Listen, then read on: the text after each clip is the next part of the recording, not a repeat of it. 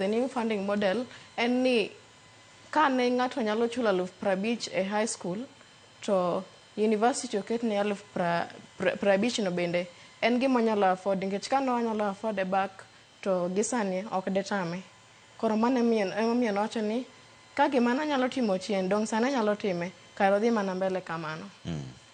But the new funding model bende ok ohiny ji te, nitiere joma ohinyo to bende nitiere joma okonyo. Band 1 nitiere joma okonyo serious, nitiere joma chulo kata 2,000 per academic year. Koro nitiere joma ohinyo to bende nitiere joma okonyo. Joma ohinyo gi gicha bi kuongi penji ni ng'ane be nyalo yudo 60,000 kata nyalo yudo pesa ma kama kama. Dong itim yie. En gima in owuon emi accept. Koro konchiel ok orach, konchiel bende orach. Koro ere kaka uda yudo ratil uda keto kanye mondo mi ng'ato bed nomor. Nikech kogole chuth to kata jomi wacho no konyo go koro dhi hinyore. Koro gima